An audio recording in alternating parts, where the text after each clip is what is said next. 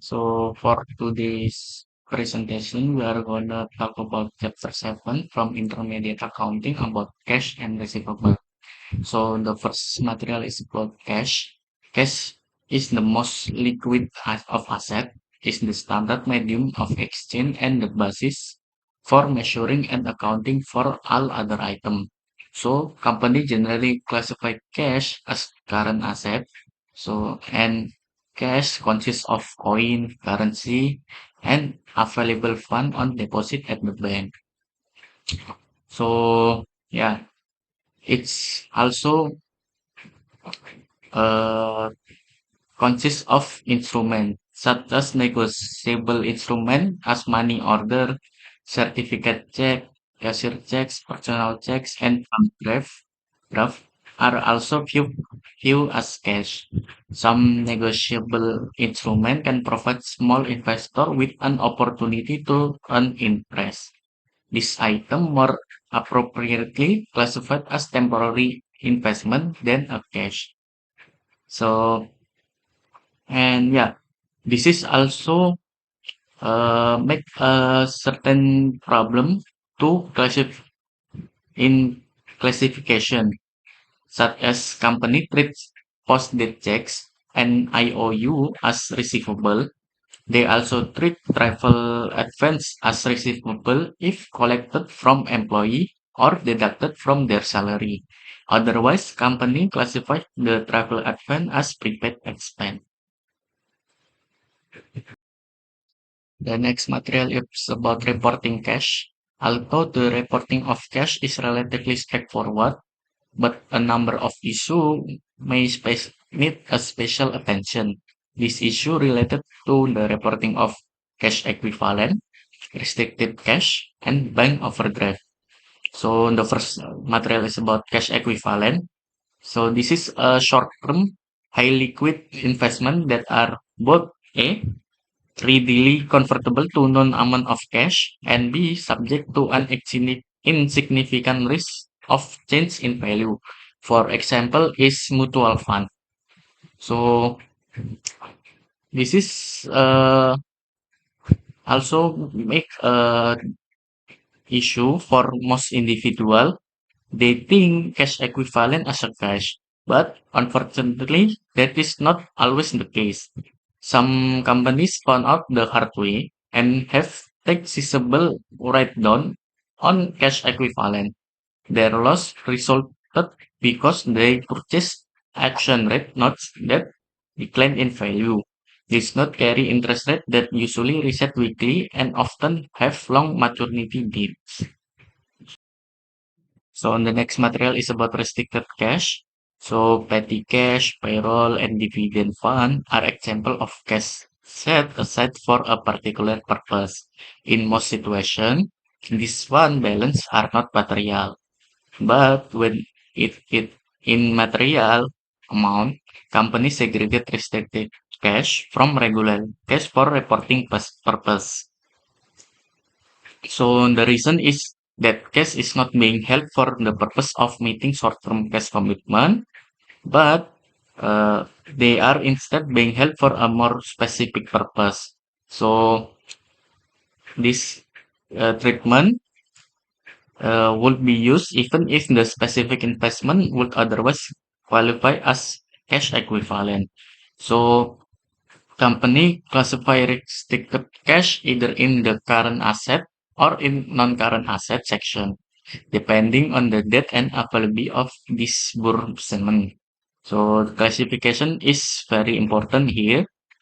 And for example of cash restricted is a compensation balance. So bank and other lending institution often require customer to maintain minimum cash balance in checking or saving account. This minimum balance is called compensating balance is are the portion of any demand deposit maintained by a company which constitute support for existing borrowing agreements.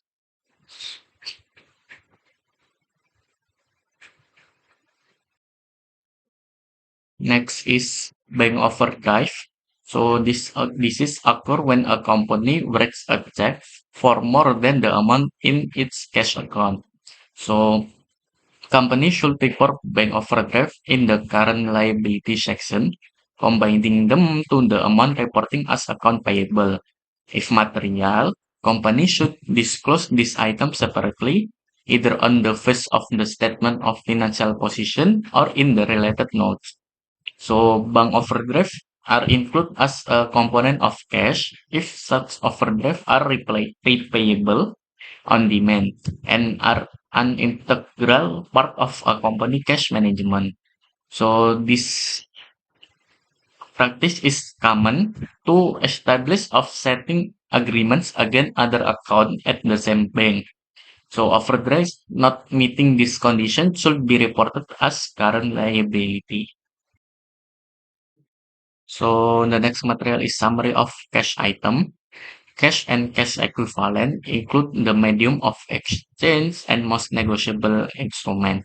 If the item cannot be quickly converted to coin or currency, a company separately classify it as an investment, receivable, or prepaid expense.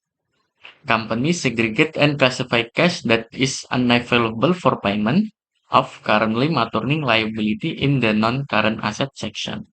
And the right is a table about classification of cash, cash equivalent, and non-cash item. So as you can see at the table, for example, is cash. The classification is cash also, as of course, but there are two point. If unrestricted, we report it as a cash, but if the cash is restricted, we need to identify and classify it as current or non-current asset. Receivables. Receivables are claims against customers or others for monies, goods or services, including both loans and accounts receivable. For example, a bank loan or a credit sale both create receivables. For financial reporting, receivables are classified as current if it's collected within 1 year or the operating cycle, or as non-current if it's collected beyond that period. They are also categorized as trade receivables and non-trade receivables. The trade receivables arise from normal business operations and are usually the most significant current asset. This includes the accounts receivable that are our promise to pay for goods or services, typically collected within 30 until 60 days, and as notes receivable that return promises to pay a specific amount on a future date, which may be short term or long term. While the non-trade receivables arise from a variety of transactions, the examples are include first advances to officers and employees. The second one is advances to subsidiaries, and the third one is deposits paid to cover potential damages or losses. The fourth one is deposits paid as a guarantee of performance or payment. The fifth one is dividends and interest receivable, and the sixth one is claims that against insurance company for losses sustained, defendants under lawsuit, government bodies for tax refunds, common carriers for damage or lost goods, creditors for return damage or lost goods, and customers for returnable items such as crates or containers. Companies generally report them as separate items in the statement of financial position. Here's the example of the reporting trade and non-trade receivables in the statements of financial position. In the first picture, there's a Heineken that reporting about trade and other receivables in current assets. And the second picture is Nokia that reporting about trade receivables in the current assets too. Then we have recognition of accounts receivables. Account receivables generally arise from revenue transactions. For example, when Lululemon sells a yoga outfit on account for $100, $100, it recognizes revenue when it satisfies its performance obligation, or when control of the product is transferred to the customer. At that point, Lululemon records both sales revenue and an account receivables for the amount expected to be collected, with account receivables 100 in debit and sales revenue 100 in credit. The concept of change of control is the key factor in determining when a performance obligation is satisfied and when an accounts receivable is recognized. Key indicators that control has been transferred to the customer include: the first one is the company has the right to payment. The second one is legal title has passed to the customer. The third one is physical position of the goods has been transferred. The fourth one is the company no longer has significant risks and rewards of ownership. And the fifth one is the customer has accepted the asset. Then there's a measurement of the transaction price. The transaction price is the amount of consideration that a company expects to receive from a customer in exchange for transferring goods or services. In the Lululemon case, the transaction price is easily determined because Jennifer Burian agrees to pay a fixed amount to Lululemon over a short period of time. However, in other situations, company must take into account items such as variable consideration, which may affect the accounts receivable balance. Then there is a variable consideration. In some cases, the price of a goods or service is dependent on future events. These future events often include such items as discounts, returns and allowances, rebates, and performance bonuses. Here are four items that affect the transaction price and thus the accounts receivable. The first one is trade discounts. Prices may be subject or trade or quantity discounts. Companies use these discounts to avoid frequent catalog changes, offer different prices for bulk purchases, and conceal actual prices from competitors. Trade discounts are usually stated as percentages. For example, if a product has a list price of $90 and is sold with a 40% trade discounts, the company records the receivable at $54 as the net price. Similarly, if a deal with a retail price of $99.99 is sold to a retailer for $70 or about a 30% discount, the seller records accounts receivable and sales revenue at $70, not the list price. The second one is recognition of accounts receivables. Cash discounts or sales discounts are offered to encourage prompt payment. They are expressed in terms such as 2/10 or N/30, that with meaning of 2% discount if paid within 10 days. Otherwise, the full amount is due in 30 days. Customers usually take these discounts because they effectively reduce financing costs. Companies record receivables at the amount they expect to collect. Under the net method, receivables and sales are recorded at the net amount or after discount. If the discount is not taken, the difference is recorded as sales discounts forfeited or other income. Under the gross method, receivables and sales are recorded at the full amount, and any discount taken is later recorded as a reduction of sales. There's a picture that explains about recognition of accounts receivable. The illustration is giving entries under gross and net methods of recording cash or sales discounts. That presented the gross method because company may not use the net method for practicability reasons. That is, the net method requires additional analysis and bookkeeping to record sales discounts forfeited on accounts receivable that have passed the discount period. If collection periods are relatively short, using either the gross or the net method results in the same amounts for revenues and receivables, which are equal to the transaction price. Any differences that arise are likely to be immaterial. The third one is sales returns and allowances, a form of variable consideration where companies must estimate how much of the goods sold may be returned or discounted. As a result, revenue and accounts receivable are recorded at the amount the company expects to collect. For example, if a company sells $5,000 of goods on account and expects $400 to be returned, it records as accounts receivables $5,000, sales revenue $4,600, and return liability $400. If part of the goods, for example like the $300, is later returned or an allowance is granted, the company reduces the return liability and accounts receivable.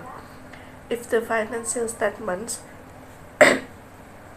net sales revenue reflects the expected cash flow, that is with $5,600, while account receivables and return liability are reported separately.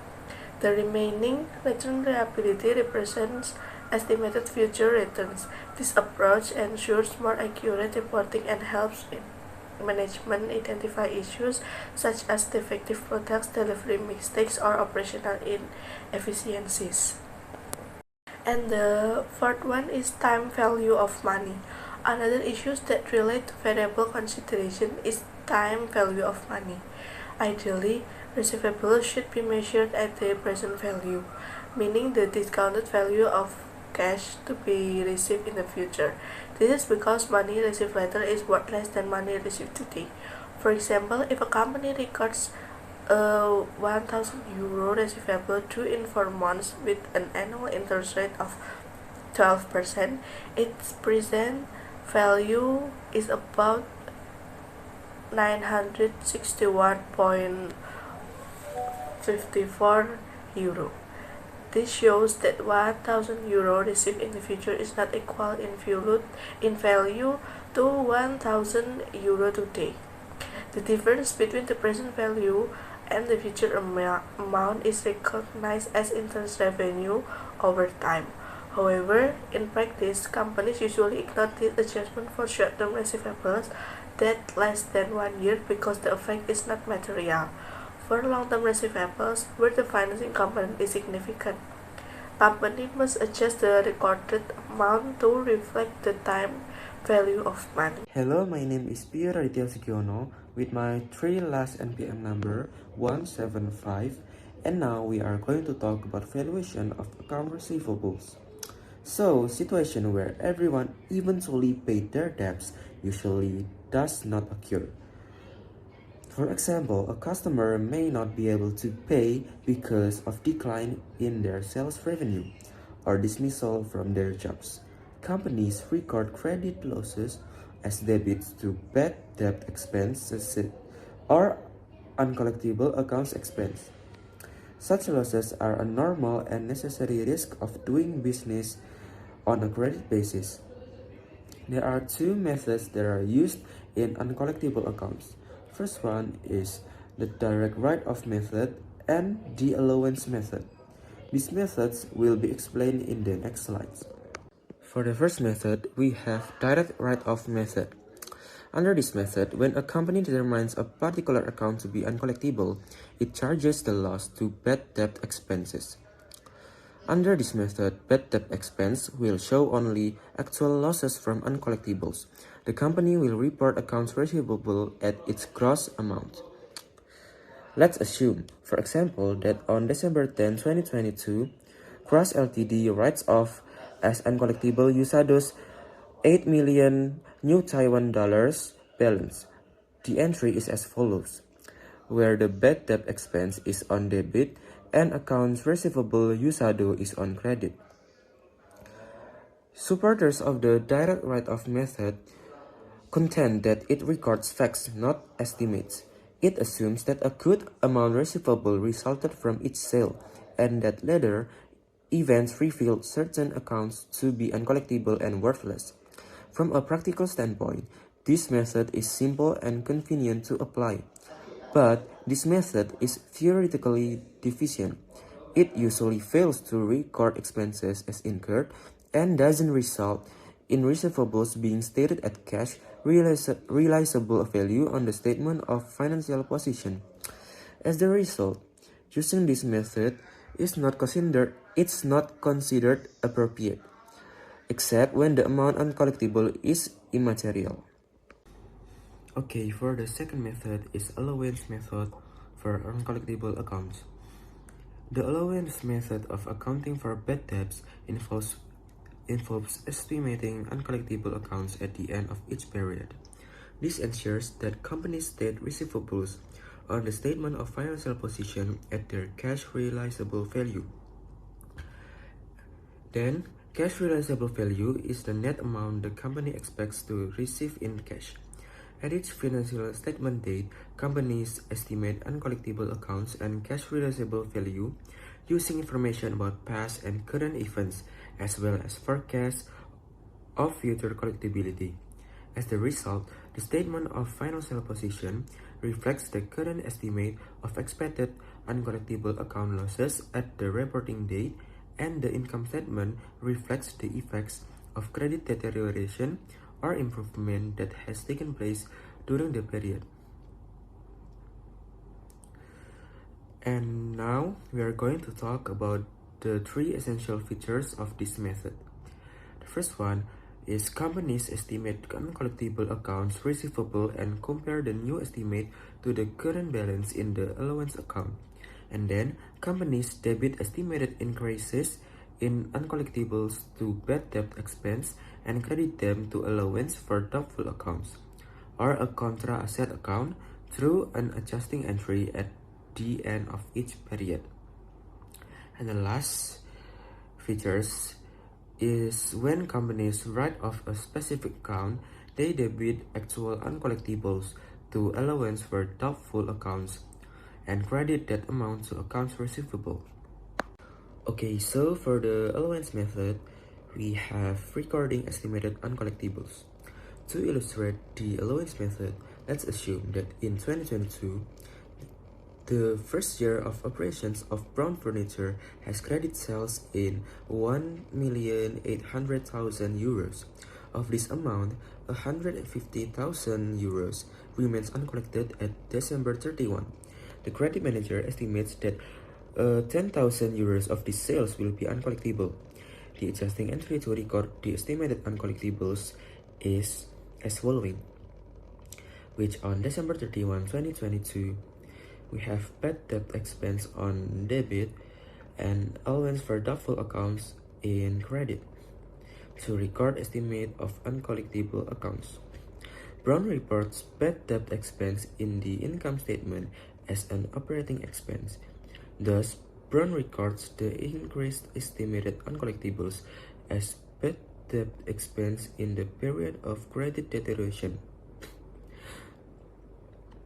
And then we have an illustration of statement of financial position that shows the company deducts the allowance account from accounts receivable in the current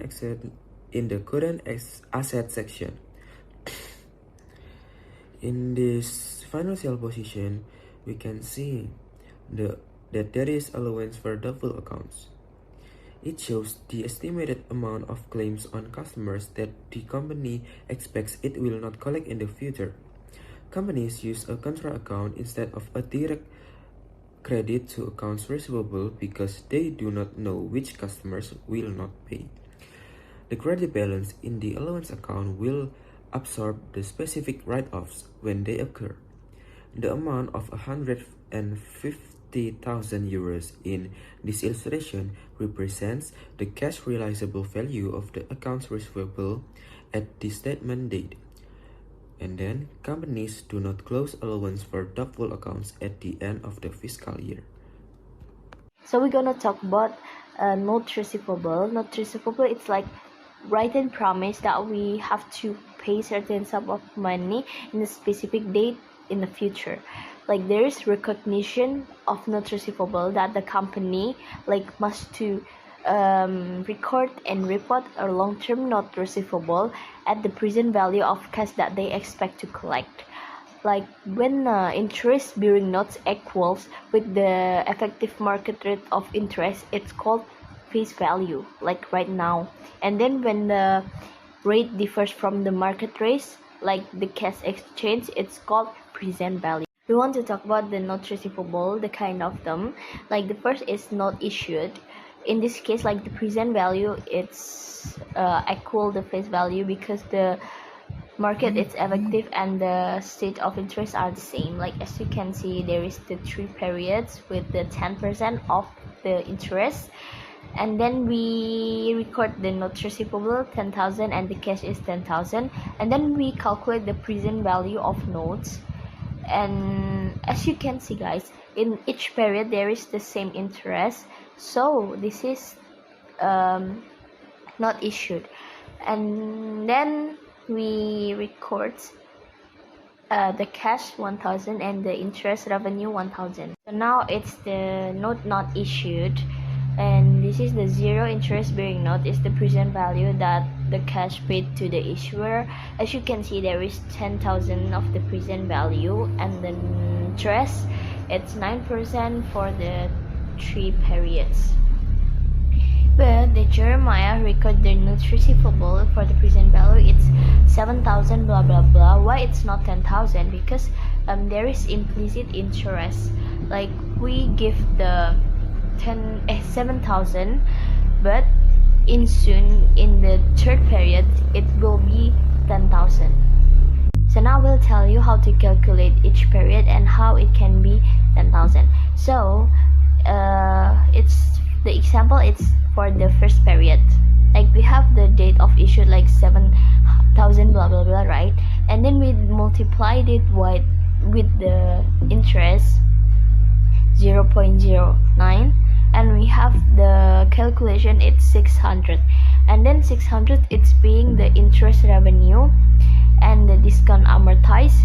And for the carrying amount of note, we place it the 7,000 blah blah blah with the 600, so it will be the end of year 1 with the, but the end of year 2 and 3 it's the same how to record it. But the interest revenue at the end of the period first year using effective interest method as follow. We record the note receivable 600 blah blah blah, and the interest revenue it's 600 blah blah blah. So next it's interest bearing notes with the 10,000 present value with the interest that's 12% and the period it's 3. But because the effective rate of interest is 12%, exceed the state rate 10%.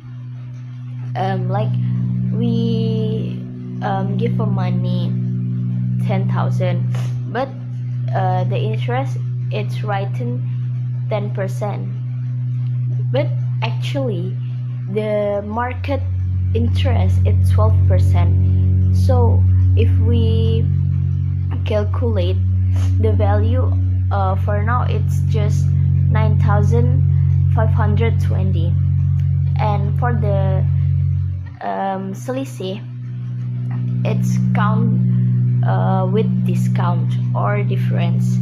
So we report it at note receivable 9,520 in the debit, and cash also same in credit. So how we calculate it? The first, we must to calculate the present value 10,000 with the interest 10%. It will be 1,000. Then 1,000 we put it on the cash received, and then next we calculate the carrying amount of notes that we already calculated before, and then we multiply it with 12%, and we have 1,142. And then what we do after that, we minus it the 1142 with the 1000, and then for the calculation 142 it will put on discount amortized, and then how much the carrying amount of note for the period one, we just plus it 9500 plus with 142, we put it on the carrying amount of note for the first year. For the second and third, it's same. And then for the discount amortized all of the period, it will be 480 that we already calculated before at the previous page. And then we report it as the cash 1000, the cash received, and then for the notes receivable it's 142, and then the interest revenue it's 1142. So now it's not receivable for property, good and services. Like when company gets a note for selling goods or services, the interest rate usually considered fair, but it's not fair when if the interest not whitened, and then the interest it's too weird or unrealistic, and when the interest amount is very different from the real cash price of fair value. At this case, the Aussies development accepted in exchange 5-year note have a maturity value 3500 blah blah blah and no state interest rate, but the originally land cost it's 14,000. At the date of sale, the land had a fair value 12,000. And then give the criteria of that I already tell you. The Aussies use fair value of the land 12,000 at the present value of notes, and then we record it as the note receivable 12,000 in a debit. And then for the credit there is land 14,000, and then gain on disposal of land, we minus it the fair value of land minus with the originally cost of land. So we already talked about the recognition of the notes receivable. Now we talk about the choice of interest rate. Sometimes company it's hard to know the real value when they get the notes, because we don't know the fair value of the goods property or the notes isn't traded. And so what we do as the company must guess the reasonable interest rates, and this is called imputation. The rates called imputed interest rates. And how we can guess the rates, we can look at the interest rates for the similar loans, and then we can look at credit risk and the collateral or jaminan, the payment schedule, and the current market. Now we're gonna talk about other issues related to receivables. The first one is the recognition of receivables. The recognition occurs when the receivable no longer has any value. The contractual rights to the cash flow of the receivable no longer exist. For example, if Unilever has a receivable from a customer who declares bankruptcy, the value of this receivable has expired. Similarly, when Unilever collects a receivable when due, it removes this receivable from its books. In both cases, Unilever no longer has any contractual rights to these receivables. As a result, the receivables are derecognized. A company can transfer a receivable to another company, thereby transferring the rights and rewards of ownership to this other company. But in practice, it is difficult. Next is key issues related to transfer of receivables. Transfer receivables. There are various reasons for transfer of receivables to another party. For example, to accelerate the receipt of cash from receivables, or maybe the receivables holder needs money but doesn't have the access to normal credit. The purchaser of receivables buy receivables to obtain the legal protection of ownership rights of its asset rather than secured creditor right for a lessor. The transfer of receivables to a third party for cash happens in one of two ways. The first one is sale of receivables, and the second one is secured borrowing. So the first method is sale of receivables. A common type of sales of receivable is factor. Factors are finance companies or banks that buy receivables from business for a fee and then collect the remittance directly from the customers. The diagram below shows the basic procedures for factoring receivables. First, the customer places order to the company. Then, the company requests credit review to the bank to approve the credit. Only then, the company ships the goods to the customer for advances cash from the bank. Lastly, the customer makes its payment to the bank. The second one is secured borrowing. This method, a company often uses receivables as collateral in a borrowing transaction. If the loan is not paid when due, the creditor can convert the collateral to cash by collecting the receivables. In summary, the IASB uses the term derecognition when referring to the accounting for transfer of receivables. If substantially all the risks and rewards of ownership of the receivable are transferred, then it is derecognized. However, if substantially all of the risks and rewards are not transferred, then the company treats the transfer as a secure borrowing. Next is presentation. The general rules in classifying receivables are: 1. Segregate and report the carrying amount of the different categories of receivables. 2. Indicate the receivables classified as current and non-current in the statement of financial position. 3. Appropriately offset the valuation accounts for receivables that are impaired, including a discussion of individual and collectively determined impairments. And 4. Disclose the fair value of receivables in a way that permits comparison with the carrying amount of the receivables. 5. Disclose information to assess the credit risk inherent in the receivables by providing information on A. Receivables that are neither past due nor impaired, and B. The carrying amount of receivables that would otherwise be past due or impaired, but whose terms have been renegotiated. And C. For receivables that are either past due or impaired, provide an analysis of the receivables that are past due as of the end of the reporting period.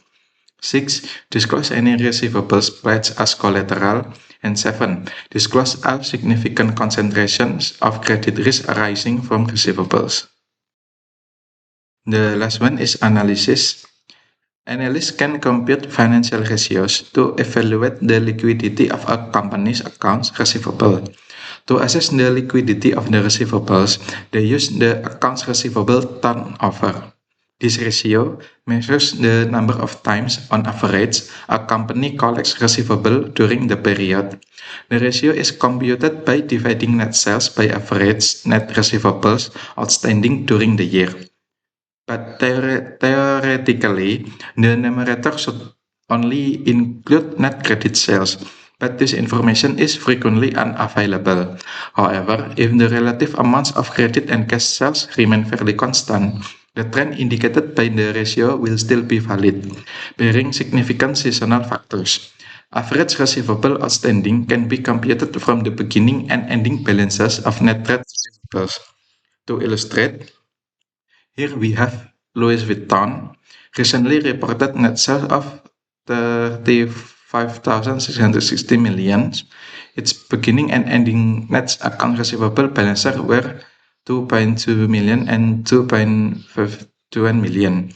And from the calculation, we got 14.9 14.9 ratio.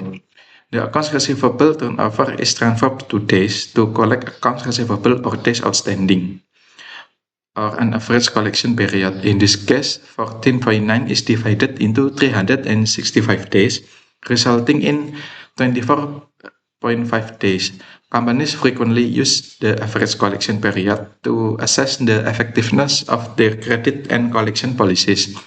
The general rule is that the average collection period should not greatly exceed the credit term period.